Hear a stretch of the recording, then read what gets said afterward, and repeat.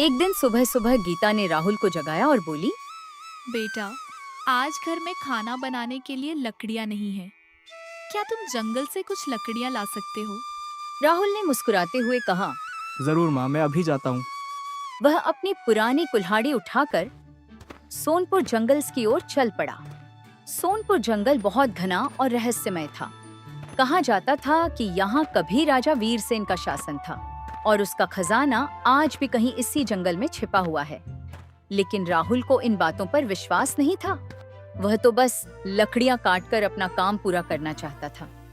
अचानक उसे एक दर्द भरी आवाज सुनाई दी। राहुल ने चारों ओर देखा। कुछ दूर पर एक विशाल शेर खंटीली झाड़ियों में फंसा हुआ था। उसका एक पंजा गहरा घायल हो चुका था। राहुल का दिल धड़क उठा। वह सोचने लगा, अगर मैं इसके पास जाऊंगा तो ये मुझे खा जाएगा, लेकिन अगर मैंने इसकी मदद नहीं की तो ये यहीं मर जाएगा।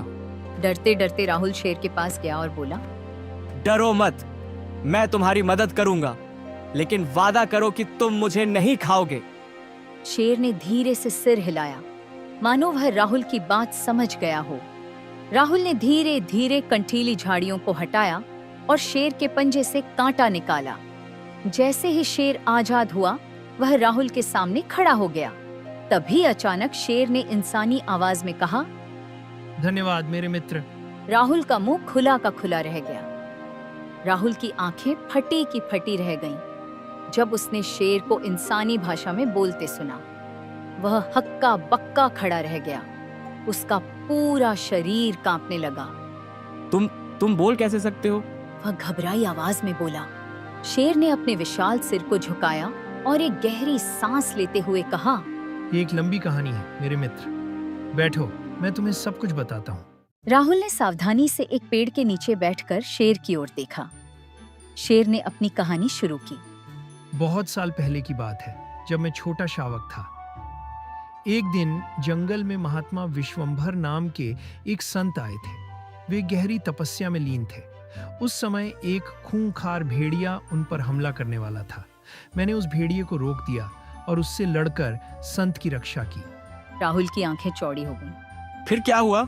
संत ने प्रसन्न होकर मुझे वरदान दिया कि मैं मनुष्यों की भाषा बोल सकूंगा, लेकिन साथ ही उन्होंने एक शर्त भी रखी। शेर ने गंभीर स्वर में कहा। क्या शर्त थी? राहुल ने उत्सुकता से पूछा। मुझे कभी किसी इंसान को जंगल के गुप्त रहस्यों के बारे में नहीं बताना था। अगर मैं ऐसा करता तो मेरी बोलने की शक्ति चली जाती। शेर ने समझाया। राहुल सोच में पड़ गया। तो फिर तुमने मुझसे बात क्यों की? शेर की आंखों में एक विचित्र चमक आई। क्योंकि तुम्हारे हृदय में दया थी। तुमने मेरी मदद की बिना किसी स्वार्थ के। मैंने पहली बार किसी इंसान में ऐसी निस्वार्थ भावना देखी है। राहुल और शेर घंटों बातें करते रहे। शेर ने अपना नाम बताया, सिंघा। वह जंगल का सबसे बुद्धिमान प्राणी था और पूरे सोनपुर जंगल के हर कोने से परिचित था। तुम हर रोज यहाँ लकड़ियाँ काटने आते हो? सिंघा ने पूछा।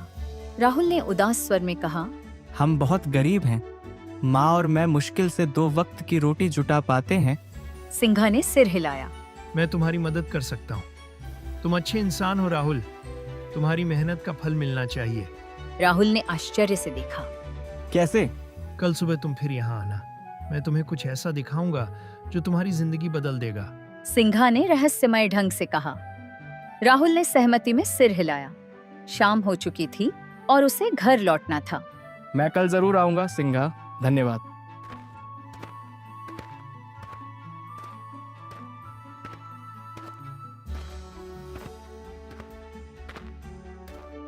राहुल जब घर पहुंचा तो उसकी माँ गीता चिंतित थी। इतनी देर कैसे हो गई बेटा? मुझे तुम्हारी चिंता सताने लगी थी। राहुल ने मुस्कुराते हुए कहा, माँ, आज मैंने जंगल में एक अद्भुत दोस्त बनाया है। उसने पूरी घटना सुनाई, लेकिन शेर के बोलने वाले हिस्से को छोड़ दिया, क्योंकि उसे डर था कि माँ उस पर विश्वास नहीं करेगी। गीता ने चिंतित स्वर में कहा, बेटा, शेर से दूरी बनाकर रखना। वह खतरनाक जानवर है। राहुल मन ही मन मुस्कुराया। अगर माँ जानती कि उसका बेटा एक बोलने वाले शेर से दोस्ती कर रहा है, तो वह कितना चौंकती। अगले दिन सुबह राहुल बाजार जाने के लिए तैयार हो रहा था। उसे नीम गांव के साप्ताहिक हाट बाजार में लकड़ियां बेचनी थीं। बाजार जाते समय रास्ते में उसकी मुलाकात नीतू से हुई। नीतू गांव के संपन्न किसान रामलाल की इकलौती बेटी थी। उसके काले घने बाल और बड़ी बड़ी आंखें राहुल को हमेशा से आकर्षित करती थीं। कहाँ जा रहे हो राहुल? बाजार जा रहा हूँ नीतू, लकड़ियाँ बेचनी है। राहुल ने मुस्कुराते हुए जवाब दिया। नीतू ने अपनी चूड़ियों की खनक के साथ सिर हिलाया। मैं भी बाजार जा रही हूँ, नए कपड़े और चूड़ियाँ लेनी है। दोनों साथ साथ चलने लगे। राहुल के मन में नीतू के लिए गहरी भावनाएं थीं, लेकिन वह जानता था कि उसकी गरीबी के कारण रामलाल कभी भी उसकी शादी अपनी बेटी से नहीं करेंगे। बाजार पहुंचकर राहुल ने अपनी लकड़ियां बेचनी शुरू की। तभी अचानक भीम सिंह का बेटा विक्रम वहां आया। वह गांव का ढौंसिया लड़का था और हमेशा नीतू को परेशान करता था। अरे नीतू, तुम इस गरीब लकड़हारे के साथ क्यों घूम रही हो? विक्रम ने ठठाकर हंसते हुए कहा। मेरे साथ चलो, मैं तुम्हें महंगे उपहार दूंगा। मुझे तुम्हारे उपहार नहीं चाहिए विक्रम, जाओ यहाँ से। विक्रम गुस्से से लाल हो गया। उसने राहुल को धक्का देते हुए कहा। तुम इस गरीब लड़के से दोस्ती करती हो? तुम्हें शर्म नहीं आती? राहुल ने धैर्य से काम लिया। विक्रम भैया, मैंने तुम्हारा कुछ बुरा नहीं किया, कृपया शांति से जाइए। लेकिन विक्रम ने राहुल की लकड़ियों को जोर से लात मारकर बिखेर दिया। इसी में अच्छा है तुम्हारा। तुम जैसे गरीबों को हमारे बाजार में कोई जगह नहीं। नीतू ने गुस्से में कहा। बस करो विक्रम, तुम्हें कोई अधिकार नहीं कि तुम किसी को इस तरह अपमानित करो। विक्रम ने धमकी भरे स्वर में कहा। तुम्हें पछतावा होगा नीतू। मेरे पिता गांव के मुखिया हैं। एक दिन तुम्हारे पिता तुम्हारी शादी मुझसे ही करेंगे। यह कहकर वह चला गया। शाम को घर लौटकर राहुल ने अपनी माँ को सारी बात बताई। माँ, मैं नीतू से विवाह करना चाहता हूँ। गीता ने चिंतित स्वर में कहा। बेटा, रामलाल हमारे गरीब घर में अपनी बेटी कैसे देगा? माँ, मैं आज ही उनसे बात करने जाऊंगा। राहुल ने दृढ़ता से कहा।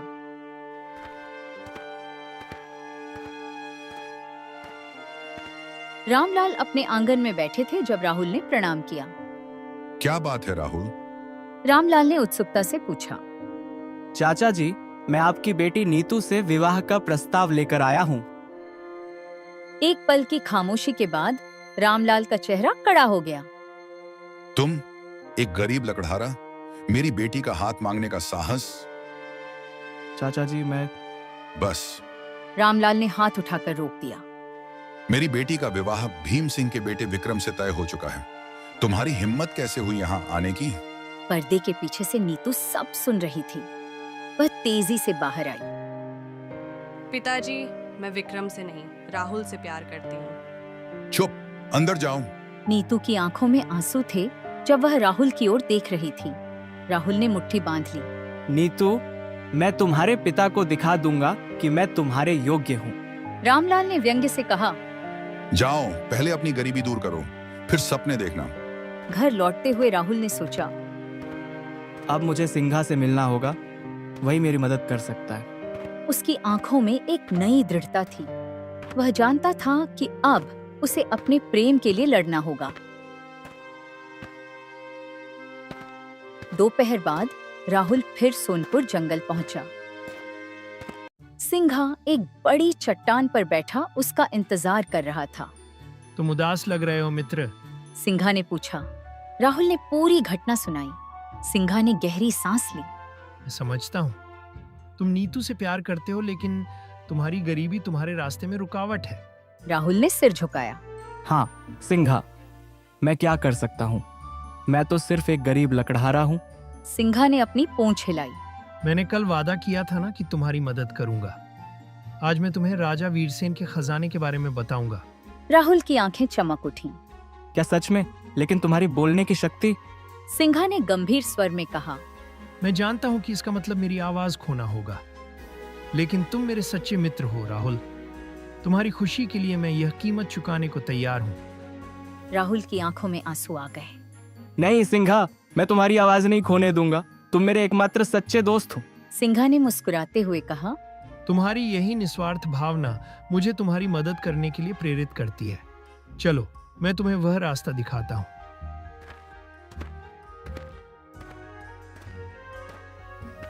सिंघा राहुल को जंगल के गहरे हिस्से में ले गया। एक खंडहर हो चुकी पुरानी हवेली के सामने पहुंचकर सिंघा ने अपने पंजे से जमीन खोदी। नीचे एक पत्थर का दरवाजा दिखा। यहाँ है खजाना। सिंघा ने गंभीर स्वर में कहा। लेकिन याद रखो राहुल, इस रहस्य को बताने की कीमत मेरी आवाज है। राहुल ने सिंघा की आंखों में देखा। नहीं सिंघा, मैं तुम्हारी आवाज नहीं खोने दूंगा। तुम मेरे एकमात्र सच्चे मित्र हो। सिंघा ने अपना सिर हिलाया। मित्रता की यही तो परीक्षा है। तुम्हारी खुशी के लिए मैं ये कीमत चुकाने को तैयार हूँ। पर हम फिर कभी बातें नहीं कर पाएंगे। राहुल की आंखें नम हो गईं। सिंघा ने अपना माथा राहुल के कंधे से सटाया। मौन भी तो एक भाषा होती है मित्र। हमारी दोस्ती शब्दों से परे है। राहुल ने दरवाजा खोला। अंदर सोने चांदी के सिक्के, हीरे जवाहरात से भरे बक्से थे। जैसे ही राहुल ने पहला सिक्का उठाया, सिंघा के गले से आखिरी बार आवाज निकली। अलविदा मेरे मित्र। राहुल ने तेजी से मुड़कर देखा। सिंघा की आंखों में एक अजीब सी चमक थी। वह अब सिर्फ गुर्रा सकता था। राहुल ने उसे जोर से गले लगा लिया। तुम सच्चे हो सिंघा। मैं वादा करता हूँ तुम्हारा बलिदान व्यर्थ नहीं जाएगा। सिंघा ने अपनी पूंछ हिलाकर जवाब दिया, मानो कह रहा हो, जाओ अब अपनी नई जिंदगी शुरू करो। राहुल ने आंखों में आंसू लिए सिंघा को गले लगाया। हमारी दोस्ती हमेशा बनी रहेगी सिंघा। मैं तुमसे मिलने रोज आता रहूंगा, चाहे तुम बोलो या ना बोलो। तुम मेरे सच्चे मित्र हो। सिंघा की आंखों में भी एक अजीब सी नमी आ गई। उसने अपना सिर राहुल के कंधे पर रख दिया, मानो कह रहा हो, तुम भी मेरे सबसे अच्छे मित्र हो। राहुल ने कुछ सिक्के उठाए और एक आखिरी बार सिंघा को देखा। कल फिर मिलते हैं मित्र। यह कहकर वह वापस गांव चला आया, यह जानते हुए कि अब उसकी और नीतू की जिंदगी बदल जाएगी, पर उसकी दोस्ती की यह अनमोल डोर कभी नहीं टूटेगी। राहुल ने अपने झोले में छुपाए कुछ सोने के सिक्के लेकर घर पहुंचा। उसकी माँ गीता रसोई में चूल्हा जला रही थीं। माँ, मैं आ गया। राहुल ने खुशी से आवाज लगाई। गीता ने पलटकर देखा तो राहुल के चेहरे पर एक अजीब सी चमक देखकर हैरान रह गईं। आज इतनी देर कैसे हो गई बेटा? राहुल ने धीरे से अपना झोला खोला और एक चमकदार सोने का सिक्का निकालकर माँ के हाथ पर रख दिया। ये लो माँ, हमारी किस्मत बदलने वाली है। गीता का हाथ कांपने लगा। ये सोना कहाँ से लाया तू? कहीं चोरी तो नहीं की ना? नहीं माँ, मैंने जंगल में राजा वीरसेन का छिपा हुआ खजाना ढूंढ निकाला है। यह सब हमारा है। गीता की आंखों में आंसू आ गए। पर बेटा, इतना धन लोगों को पता चला तो? चिंता मत करो माँ, मैं समझदारी से इसका इस्तेमाल करूंगा। पहले हम अपनी झोपड़ी की मरम्मत करवाएंगे। अगले कुछ दिनों में राहुल ने धीरे धीरे खजाने का उपयोग करना शुरू किया।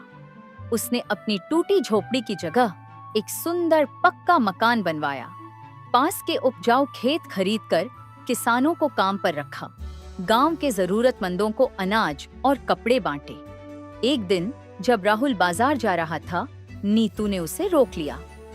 राहुल, पूरा गांव तुम्हारे बारे में बातें कर रहा है। तुम इतने अमीर कैसे हो गए? राहुल ने मुस्कुराते हुए कहा, भाग्य ने हमारा साथ दिया नीतू। अब मैं तुम्हारे पिता से बात करना चाहता हूँ। नीतू की आंखें चमक उठी। क्या तुम मेरे पिता से हमारी शादी की बात करोगे? हाँ नीतू, अब मैं तुम्हें खुशहाल जीवन दे सकता हूँ। राहुल ने अच्छे कपड़े पहने और नीतू के पिता रामलाल से मिलने पहुंचा। रामलाल बरामदे में बैठे हुए थे। प्रणाम चाचा जी। राहुल ने सिर झुकाया।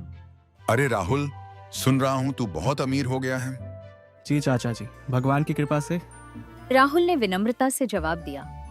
मैं आपकी बेटी नीतू से विवाह का प्रस्ताव लेकर आया हूँ। रामलाल की भौहें तन गईं। तुम अब गरीब नहीं हो। मेरी बेटी तुम्हारे साथ खुश रहेगी। मैं नीतू की शादी तुमसे ही कराऊंगा। राहुल के अमीर बनने की खबर पूरे गांव में आग की तरह फैल गई। भीम सिंह और उसका बेटा विक्रम इससे जलने लगे। पिताजी, यह गरीब लकड़हारा अचानक इतना धनी कैसे हो गया? विक्रम ने गुस्से में पूछा। भीम सिंह ने चालाकी से मुस्कुराया। इसमें जरूर कोई गड़बड़ है। मैंने सुना है कि यह रोज जंगल में एक शेर से मिलता है। शायद उसी की मदद से इसने कोई जादुई खजाना पाया है। विक्रम की आंखों में चमक आ गई। तो फिर हम उस शेर को पकड़वाकर राहुल की शक्ति छीन लें। भीम सिंह ने राजा महेंद्र सिंह के पास जाकर शिकायत की। महाराज, सोनपुर जंगल में एक खूंखार शेर ने आतंक मचा रखा है। वह रोज शाम को तालाब के पास आता है और गांव वालों को डराता है। राजा ने तुरंत अपने सैनिकों को आदेश दिया। उस शेर को जाल में फंसा कर लाओ। अगले दिन जब सिंघा तालाब के पास राहुल का इंतजार कर रहा था, तभी सैनिकों ने उस पर जाल फेंक दिया। सिंघा ने जोरदार गर्जना की, लेकिन वह बच नहीं पाया। उसे पिंजरे में बंद कर राजा के दरबार में ले जाया गया। जब राहुल को पता चला कि सिंघा को पकड़ लिया गया है, तो वह तुरंत राजा के पास पहुंचा। राहुल ने गिड़गिड़ाते हुए कहा, महाराज, वह शेर मेरा मित्र है, उसने किसी को नुकसान नहीं पहुंचाया। भीम सिंह ने ठठाकर हंसते हुए कहा, देखा महाराज, ये लड़का शेर के साथ मिला हुआ है। शायद इसने कोई काले जादू की मदद से खजाना चुराया है। राजा ने गंभीर होकर पूछा, राहुल, तुम्हारे पास इतना धन कहां से आया? सच सच बताओ। राहुल ने सारी कहानी सुनाई। कैसे उसने सिंघा की जान बचाई, कैसे सिंघा ने उसे खजाने के बारे में बताया और कैसे उसकी आवाज चली गई। पर कोई विश्वास नहीं कर रहा था। ये कैसे संभव है कि एक शेर बोल सकता है? राजा ने आश्चर्य से पूछा। तभी महात्मा विश्वंभर वहां प्रकट हुए। उन्होंने राजा को बताया कि कैसे उन्होंने सिंघा को वरदान दिया था। फिर उन्होंने सिंघा को फिर से बोलने की शक्ति दी। सिंघा ने गर्जना करते हुए कहा, महाराज, राहुल निर्दोष है। भीम सिंह और विक्रम ने झूठे आरोप लगाए हैं। राजा को सब कुछ समझ में आ गया। उसने भीम सिंह और विक्रम को झूठा आरोप लगाने के लिए सजा सुनाई। राहुल, तुम निर्दोष हो। ये खजाना तुम्हारा हक है। सिंघा और राहुल की दोस्ती फिर से जुड़ गई। रामलाल ने खुशी खुशी नीतू का हाथ राहुल के हाथों में सौंप दिया। सिंघा जंगल में स्वतंत्र रूप से रहने लगा, लेकिन रोज शाम को वह राहुल से मिलने आता और इस तरह सच्ची मित्रता की जीत हुई।